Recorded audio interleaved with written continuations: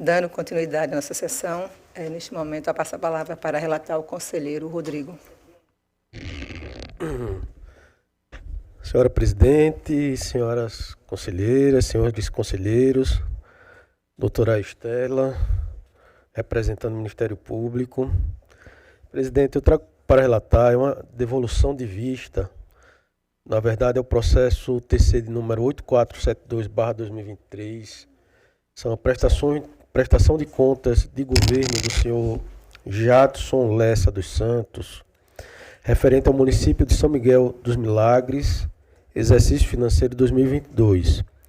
Os autos são de relatoria originária do conselheiro Anselmo Roberto de Almeida Brito, que foram submetidos ao pleno desta Corte de Contas no dia 10 de março de 2026, com apresentação de voto para que o colegiado emitisse parecer prévio, recomendando a rejeição das contas relativas ao exercício financeiro de 2022, em razão da verificação das seguintes irregularidades: ausência dos anexos de metas fiscais e riscos fiscais da LDO, resultado orçamentário deficitário em R$ 2.610.000,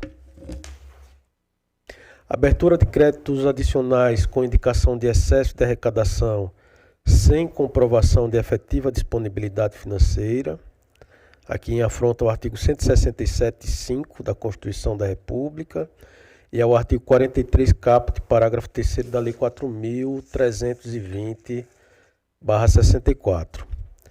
Também ausência de registro contábil da dívida ativa,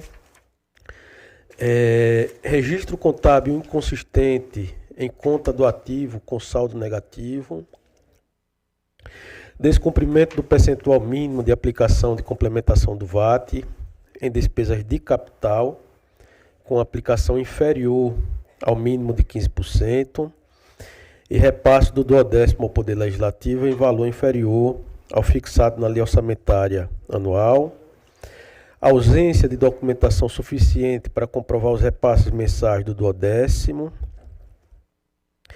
e ausência de comprovação da realização e divulgação de audiências públicas para avaliação de metas fiscais e discussão dos instrumentos de planejamento. Esse conselheiro pediu vista, senhora presidente. A senhora vai... esse é o relatório, presidente. Acho que já foi ouvido o Ministério Público, então Vossa Excelência continua com...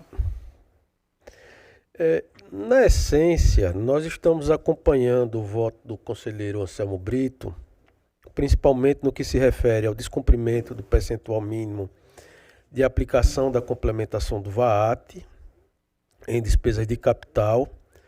A municipalidade aplicou 7,64%. Nesse ponto nós estamos concordando com o relator. O segundo ponto foi o repasse do 12º ao Poder Legislativo em valor inferior ao fixado na LOA. Também já existe entendimentos da Corte quanto a esse entendimento, nós estamos acompanhando também. O terceiro ponto é que nós divergimos, que é, com todo respeito, todas as vênias, ausência de anexos de metas fiscais e de riscos fiscais na LDO,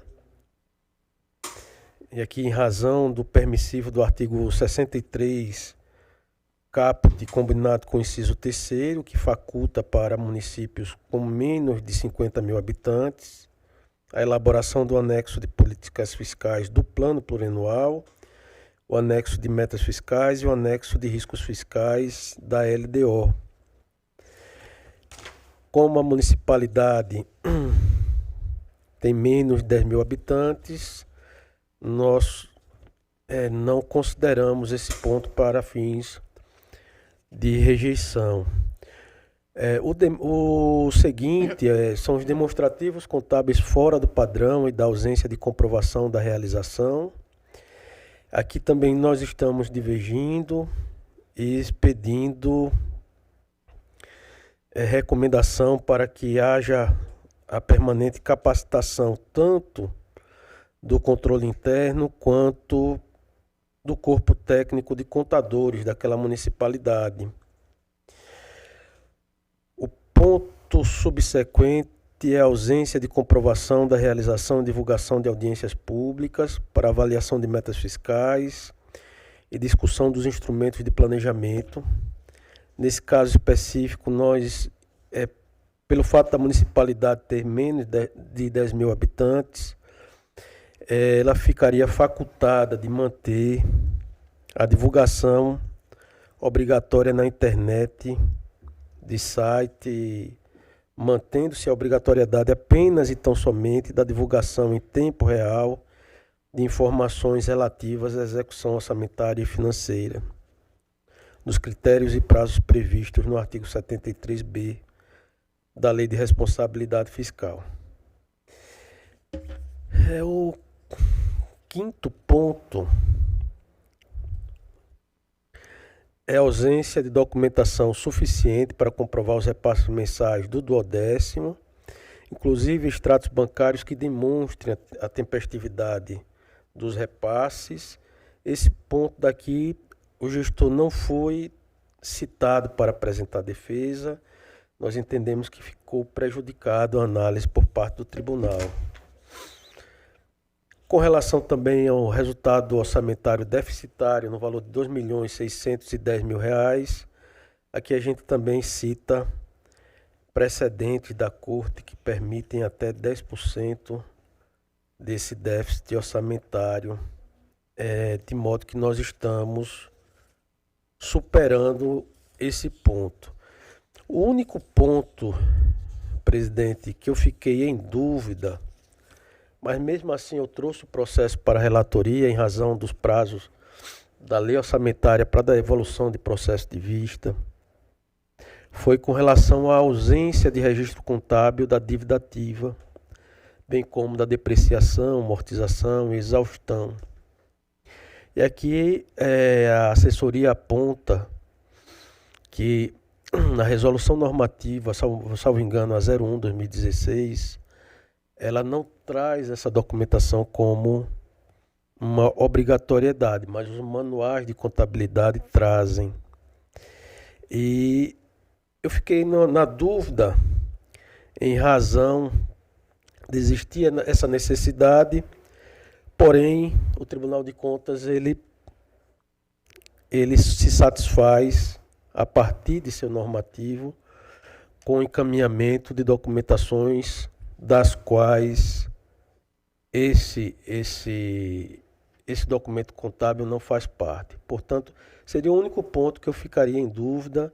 Eu não traria pela reprovação por conta desse ponto, mas fico à disposição dos colegas para reflexão e, no caso de eventual discussão, mudar de entendimento, senhora presidente.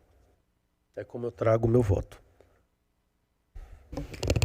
Coloco em discussão o voto visto aqui apresentado pelo conselheiro Rodrigo. Senhor presidente. A palavra, conselheiro Anselmo. Excelências, esse processo, com várias informações, nós achamos relevantes, achados de auditoria, por assim dizer, aptos, sob a nossa ótica, de conduzir a um parecer do tribunal pela rejeição das contas. Ao todo foram 9 pontos de reprovação. Eu apenas destaco inicialmente também na novidade, que já repeti em outras sessões, que o tribunal ele tem vários tipos de processos, de procedimentos, dentre eles as prestações de contas. As prestações de contas são processos, como o próprio nome diz, de prestação de contas. Então, o gestor, é ele quem deve comprovar aquilo que ele está obrigado a fazê-lo. E não ao tribunal dizer que ter essa justificativa para comprovar. Vou dar um exemplo. Se ele tem que cumprir o limite da educação e aumentar as prestações de contas, isso não é claro. Se oferecido, no caso contraditório exercitado, também não faz, então há uma falha. Ele não conseguiu justificar algo que ele deveria comprovar, ou seja, ele não prestou contas com relação àquilo. Talvez seja dos procedimentos em que esse ônus cabe ao gestor comprovar a sua, por assim dizer, boa e regular gestão dos recursos ali que capitaneia. Então, feito essa direção, os nove pontos foram os seguintes: a ausência dos anexos de metas fiscais e dos riscos fiscais na LDO, em desacordo com o artigo 4º, parágrafos 1º e 3º da Lei Complementar 101 de 2000, artigo 65, parágrafo 2º da Constituição de 88 e da própria Resolução Normativa número 1 de 2016. Por que até resolução? Porque caso não havendo essa comprovação, caberia ao gestor ser sancionado por descumprir também, né, a Resolução Normativa 1 de 2016, por não enviar essas situações. Eu devo ressaltar que em todos os achados nós temos precedentes, quer externos, quer do próprio tribunal, às vezes externos e do tribunal. E esse caso é um deles. Apesar do conselheiro vir sempre trazendo essa situação, eu divido do entendimento, mas respeitando o entendimento dele, do que vai disposto no MCASP, que isso teve um prazo de tolerância, e esse prazo já acabou faz tempo. Então, não se aplicaria essa situação aos municípios com esse número de habitantes. Nesse aspecto aqui, estão presentes tanto manifestação aqui, eu apenas